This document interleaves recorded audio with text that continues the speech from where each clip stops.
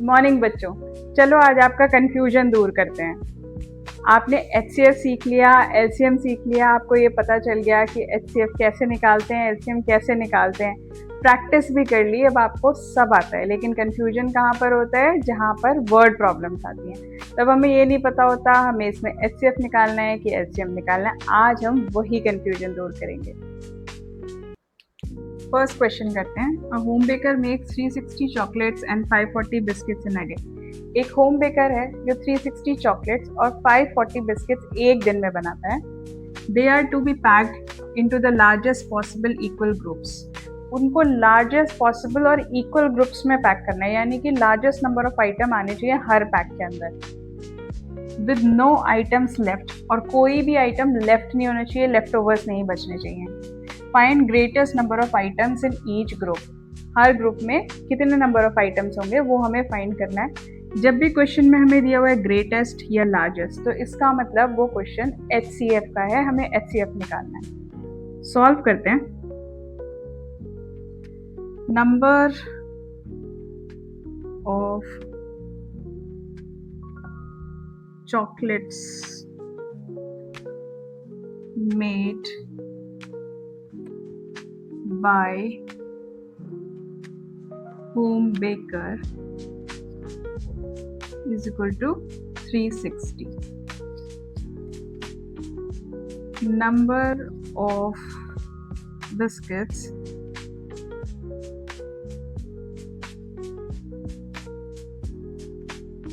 made by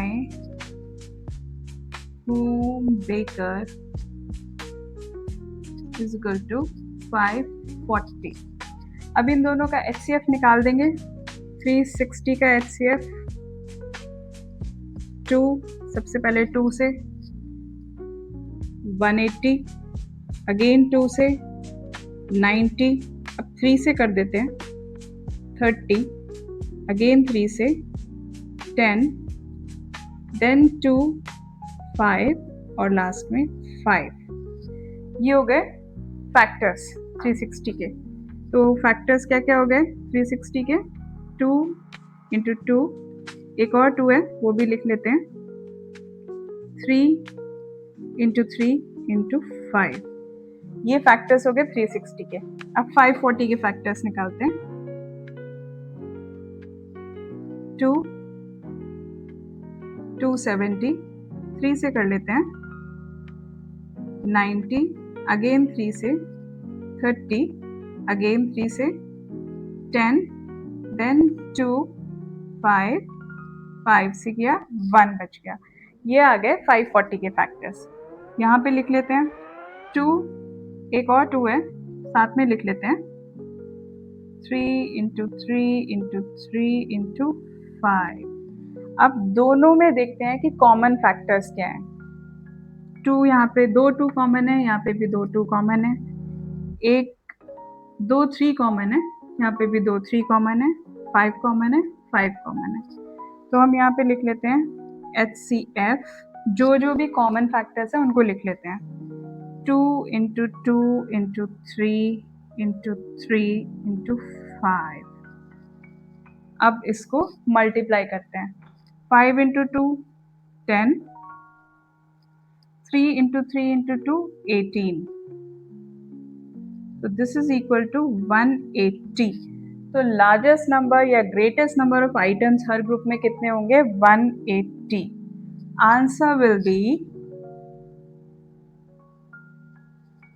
question में पूछा है find greatest number of items in each group.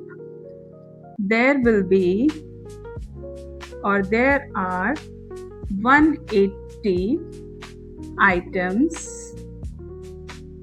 in each group. This is your answer. Second question. Nina has 420 red beets and 630 blue beets. Nina के पास 420 red beets हैं, 630 blue beets. She wants to make batches with same number of beets in each batch. उसको batches बनाने हैं जिसमें same number of beads होनी चाहिए, यानी कि इक्वल नंबर ऑफ बीट्स होनी चाहिए। So that no bead is left, ताकि कोई भी लेफ्ट ओवर ना बचे, कोई भी बीड बचे ना। Find the greatest number of beads in each batch. Greatest number of beads find करनी है हर बैच में। लास्ट क्वेश्चन में मैंने आपको बताया था कि जहां पर भी वर्ड ग्रेटेस्ट या लार्जेस्ट दिया हुआ है वहां पर आपको सिंपली HCF निकालना है। और एक और कंडीशन होती है, नो बीड इज लेफ्ट। इसका मतलब ये है कि कोई भी बीड बचनी नहीं चाहिए या कोई भी आइटम बचना नहीं चाहिए। सॉल्व करते हैं। Number of red beads is equal to 420. Number of blue beads is equal to 630. अब दोनों का HCF निकाल लेंगे, 420 का भी और 630 का भी। 420 2 से डिवाइड हो जाएगा सबसे पहले, 210। अब यहाँ पे ये 2 से भी डिवाइड हो सकता है और 3 से भी हो सकता है। हम जब भी फैक्टर्स निकालते हैं तो हम किसी भी ऑर्डर में किसी भी प्राइम फैक्टर से उसको डिवाइड कर सकते हैं। कोई ज़रूरी नहीं है कि पहले 2 से ही होना चाहिए, फिर 3 से हो या उसके बाद 5 से हो, किसी भी ऑर्डर में कर सकते हैं। जो भी हमको ईजी लगता है उससे हम कर सकते हैं। 3 से करते हैं 70, 7 से करते हैं 10, अगेन 2, 5 एंड 1। ये हमारे फैक्टर्स हो गए 420 के। अब यहाँ पे फैक्टर्स लिख लेते हैं। 2, एक और 2 है, इंटू 2, 3 इंटू 5 इंटू 7। ये हमारे 420 के फैक्टर्स हो गए। अब इसी तरह से 630 के भी निकाल लेते हैं। सबसे पहले 3 से डिवाइड कर लेते हैं, 210, अगेन 3 से करते हैं 70, 7 से 10, 2 से करते हैं 5, 5 से करते हैं 1। तो यहाँ पे ये फैक्टर्स 630 के आ गए। यहाँ पे फैक्टर्स लिख लेंगे 2 इंटू 3 इंटू 3 इंटू 5 इंटू 7। ये सारे फैक्टर्स 630 के हो गए। अब देखते हैं दोनों में कॉमन फैक्टर्स कौन से हैं। यहाँ पे 2 है, यहाँ पे भी 2 है, यहाँ पे 3 है, यहाँ पे भी 3 है, 5 भी है और 7 भी है, 5 एंड 7। HCF निकालेंगे 2 into 3 into 5 into 7। 5 into 2 10, 3 into 7 21। Answer is 210। पूछा गया था find the greatest number of beads in each batch. तो ग्रेटेस्ट नंबर ऑफ बीड्स कितनी होंगी? 210। आंसर लिखते हैं यहाँ पर, there are 210 beads in each batch. Next question. A water sprinkler turns on every 12 minutes. एक वाटर स्प्रिंकलर है जो हर 12 मिनट्स में स्टार्ट हो जाता है। And a garden light switches on every 18 minutes. एक गार्डन की लाइट है जो हर 18 मिनट्स में ऑन हो जाती है। If both start at the same time, now after how many minutes will they start together again. अभी अगर दोनों एक साथ स्टार्ट हो जाते हैं तो कितने मिनट्स के बाद वो दोबारा एक साथ स्टार्ट होंगे, ये हमें बताना है।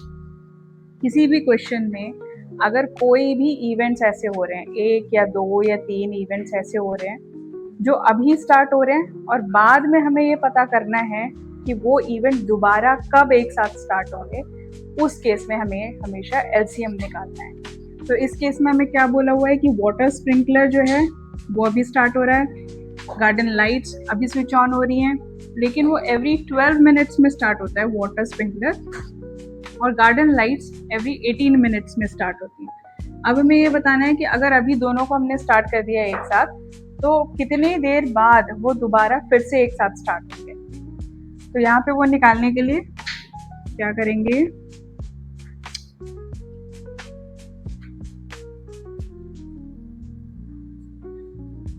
water,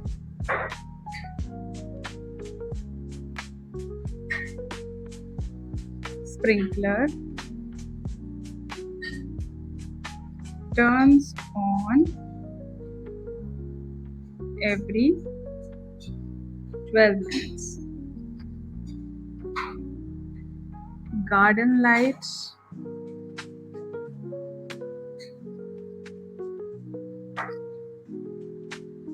switches on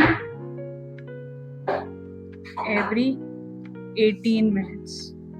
अब दोनों का एलसीएम निकाल लेते हैं. 12, 18. एलसीएम जब भी निकालते हैं एक साथ निकालते हैं. 2, 6, 9. 3 से कर लेते हैं. 2, 3. अगेन 3 से करते हैं. 2, 1. 2 से करते हैं. 1 and 1. एलसीएम कितना आएगा? 2 into 2 into 3 into 3. 2 2s are 4. 3 3s are 9. 9 4s are 36. So your answer is they will turn on after every 36 minutes. यहाँ पे पूछा क्या है? If both start at the same time now, after how many minutes will they start together again? They will start together again after 36 minutes. This is your answer.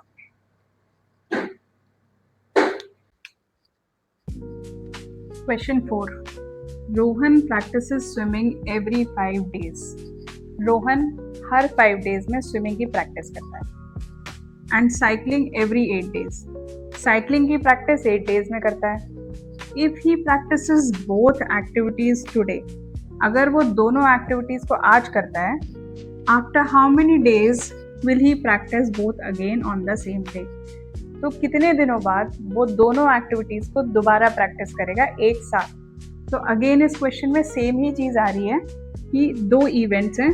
Rohan swimming की practice करता है, Rohan cycling की practice करता है, और दोनों practice वो आज करता है, बोथ एक्टिविटीज टुडे. अब वो कितने दिनों बाद दोनों एक्टिविटीज एक साथ करेगा, बोथ अगेन? सो इसका मतलब यहाँ पर क्या होगा? एलसीएम निकालेंगे. Let's do the answer. Rohan practices swimming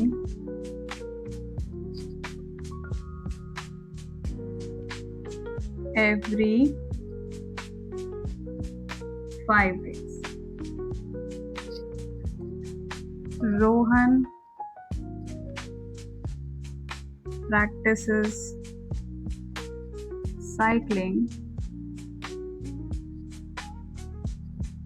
every 8 days. दोनों नंबर्स का एलसीएम निकाल लेंगे. 5 and 8. 5 1s are 5, 8 आ गया. 2 4 आ जाएगा. 2 2 आ जाएगा. 2 1 आ जाएगा. वैसे तो हम यहाँ पर डायरेक्टली 8 से भी इसको डिवाइड कर सकते थे, बट प्राइम फैक्टराइजेशन करना है इसलिए हमने 2 2 से किया. यहाँ पे 5 हमने ऑलरेडी डिवाइड किया था और 5 1 आ गया था, तो हमारे पास 8 ही बचा था. तो सिंपली हम क्या समझ सकते हैं यहाँ पर? वैसे तो फैक्टर्स लिख करके हम इसको मल्टीप्लाई कर सकते हैं और आंसर निकाल सकते हैं, बट क्योंकि 5 ऑलरेडी डिवाइड होकर के 1 आ गया था और 8 फुल बचा हुआ था, 5 into 8 भी कर सकते थे डायरेक्टली. बट यहाँ पर हमने फैक्टर्स निकाल लिए हैं, इसलिए हम इसको फैक्टर्स ही लिख देते हैं।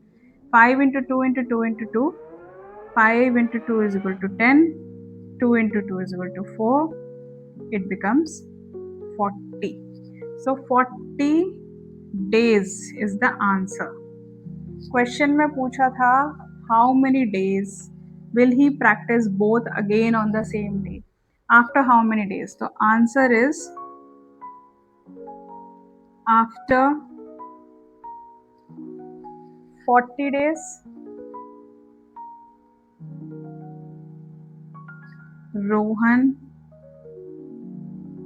will practice both again. This is your answer. तो बच्चों अब आपको HCF और LCM में कंफ्यूजन खत्म हो गया होगा।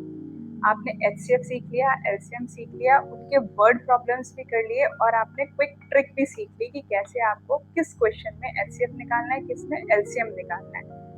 इजी वे आउट भी सीख लिया। अब अगर आपको कोई भी डाउट्स हैं तो आप कमेंट बॉक्स में लिखना। कमेंट बॉक्स में मैंने एक वर्कशीट डाली हुई है, उसको सॉल्व करना, सॉल्व करके डन लिखना, डाउट्स कमेंट बॉक्स में लिख देना और नेक्स्ट वीडियो के लिए वेट करना। तब तक के लिए बाय बाय बच्चों।